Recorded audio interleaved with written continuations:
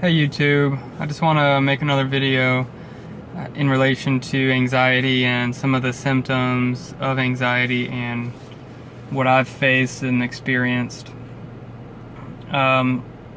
Anxiety has the ability to manifest in many ways, from back pain, headaches, burning skin, pretty much any disease, any symptom it can manifest itself in.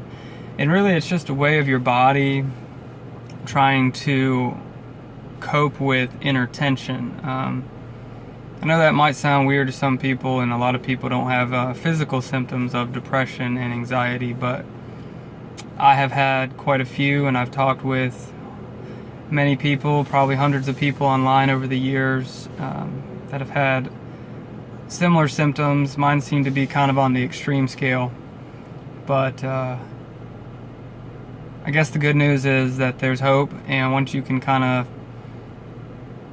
figure out that it's anxiety induced, and for me, I had a lot of tests done for various things for a long time, but ultimately I understand and realize now that anxiety is the culprit for most of my problems. And I always thought anxiety was just like panic attacks, but I got my panic attacks under control, and it's not really about that. It's not about panic attacks necessarily, which panic attacks themselves can be detrimental to your health. I mean, that's a panic disorder is absolutely horrible. It's taking anxiety and multiplying it by 100. I mean, if you're like me and you had panic attacks many times a day, to the point where you're almost having them all day, you just kind of live in this perpetual sort of panic state, it's unbearable. And to realize the effect and the deficiencies that can extrapolate from those symptoms, it's pretty dire, it's pretty extreme what you can experience. So, there's a truck pulling up here.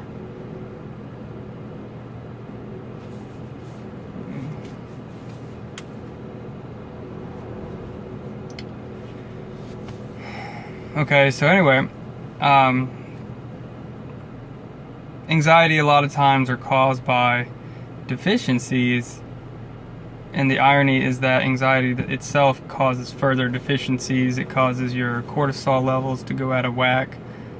This can affect sleep. It can cause deficiencies in GABA and serotonin, and all this sort of is like a machine just going haywire, like a virus. It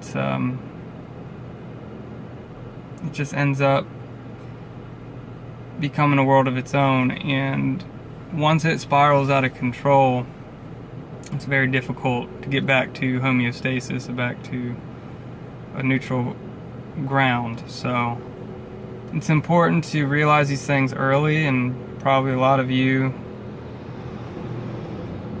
are already at that situation where you're suffering from it, and it's already taken a hold of your life.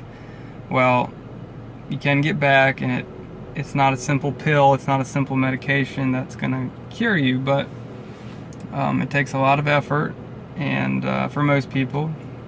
And you can get on medication, but a lot of medications cause further deficiencies, further issues, and that seems to be the rub. That's sort of the problem. So right now, today, I'm feeling pretty good. I mean, I'm conquering a lot of my tension and my stress levels through exercise and supplementation, juicing, avoiding the wrong things, avoiding the toxins like alcohol and caffeine and other things that further create problems for us. So,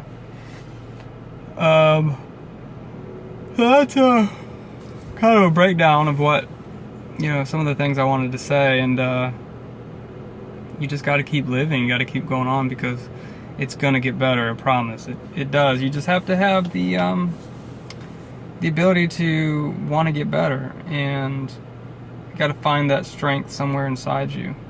I like to describe getting off medication or taking new medication or new supplements or anything that you're sort of scared of in a little analogy that I've come up with, that I use with some of my friends and people I talk with.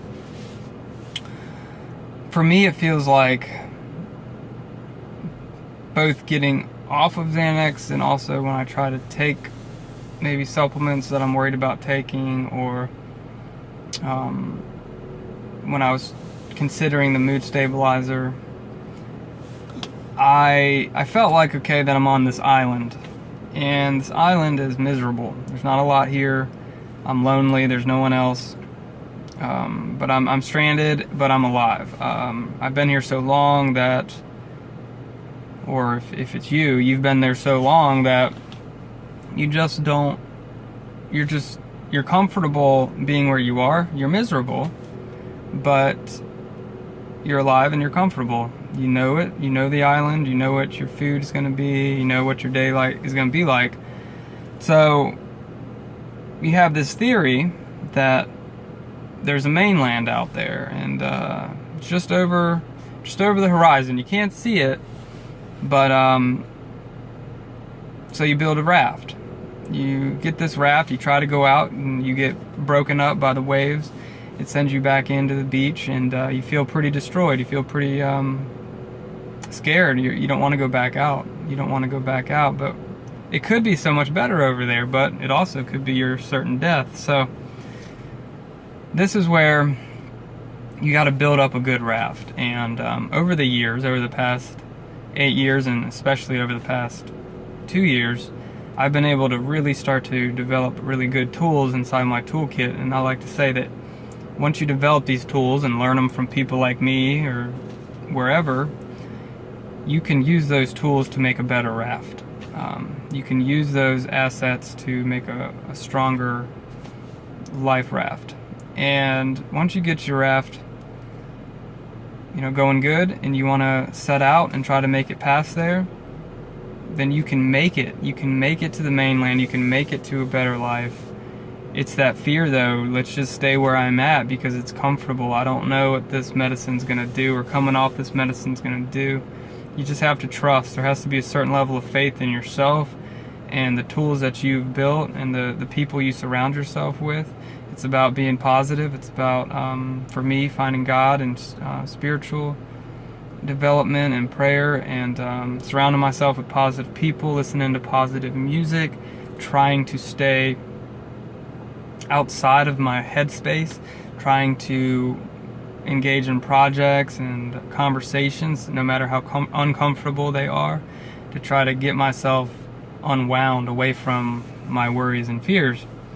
So that's my message to you.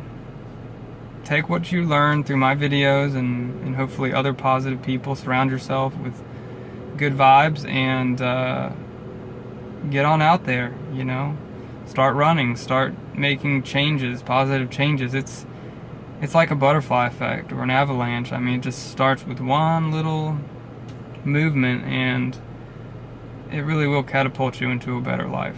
For me, when I started running caused me to quit smoking and drinking, and it sort of just snowballed. And I actually got a lot worse before I got better, because I had to give up a lot of things. I had to give up Xanax. I had to give up alcohol that I was dependent on, sugar that I was dependent on, caffeine that I was dependent on. I went through headaches and a lot of issues and additional stress to further mess my system up, but I had to go through it. And now I'm at that precipice where I'm finally, eliminating the withdrawal and able to start to function a lot better. So good luck to you guys. God bless you, and subscribe, and I hope that you can hang in there and you'll feel well soon. Okay.